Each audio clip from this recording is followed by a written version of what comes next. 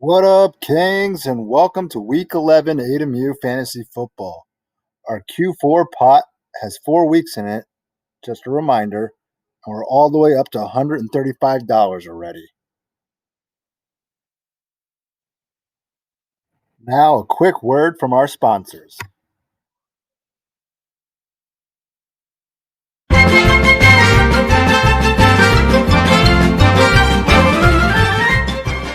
What inspired you to start WIT Group? So WIT Group, WIT stands for whatever it takes. And I wanted to start an agency that basically had skin in the game, an agency that was in it with their clients, that they were, I guess, tied to the success of their clients' marketing campaigns. I think there's a lot of agencies out there that do great work, and they do great branding, and they build great websites, and they might be good at one particular thing, but our agency doesn't sell any particular service or product. Everything we do is about driving results for the clients. A lot of times that's driving revenue, driving leads, driving web sales, whatever it needs to be, whatever the end goal is. WIT is completely tied to the success of our client.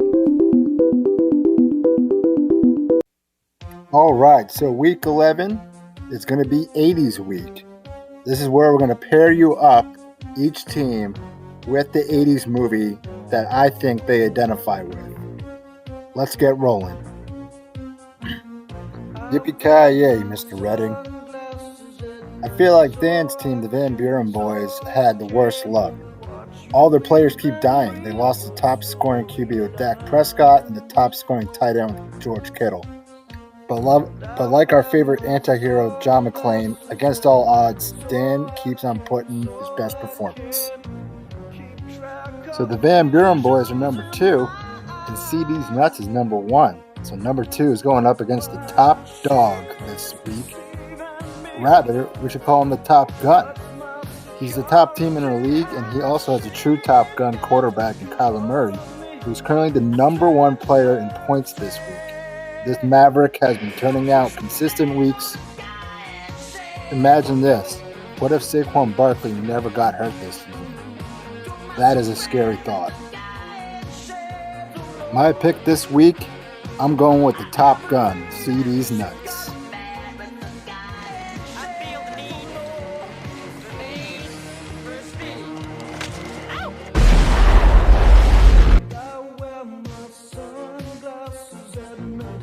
The next team we have is Boeheim's Army, owned by Shane Dyer, who sometimes we think is dead because he never answered his phone.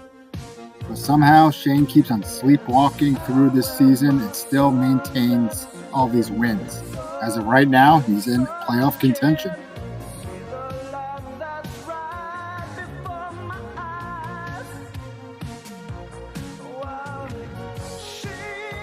Shane better wake up, because this week he's facing the Terminator. Kermit's crew has Pat Mahomes, Travis Kelce, Calvin Ridley, and Todd Gurley that will all be back this week. Kermit's crew is at full health, and with all the bye weeks in the rearview mirror like T1000, this team looks unstoppable. My pick this week is for Kermit's crew. Stay golden, Shawnee boy. Sean has some questionable picks, trades, and injuries. His team can definitely identify as the greasers and the outsiders.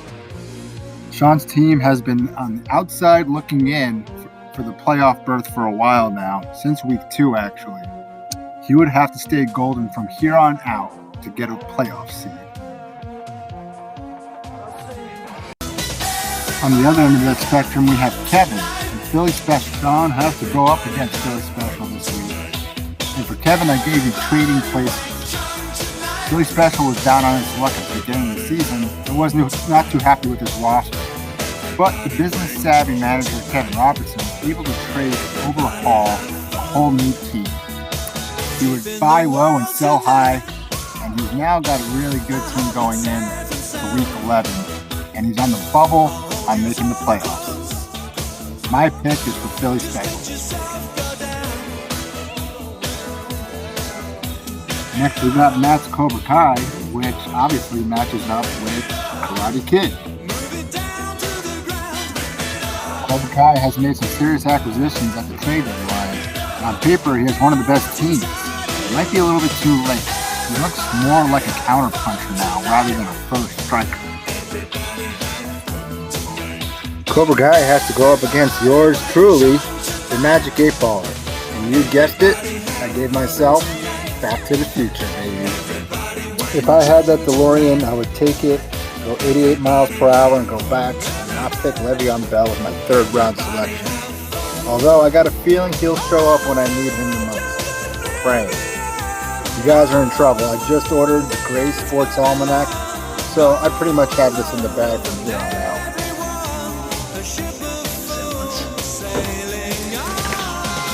How would you like to be rich? For sure.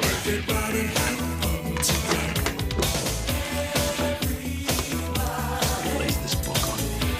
This book will tell me the outcome of every sporting event to the end of the century. All I have to do is bet on the winner.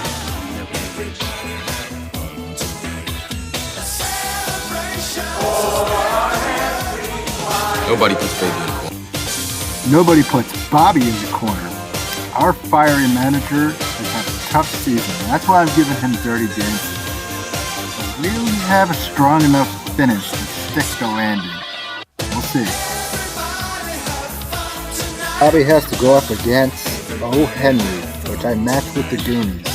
Austin has all his goons coming back, and it looks like they're done with their bye weeks. Derrick Henry and Dalvin Cook are ranked number 2 and number 3 best running backs in our league. Talk about a 1-2 punch.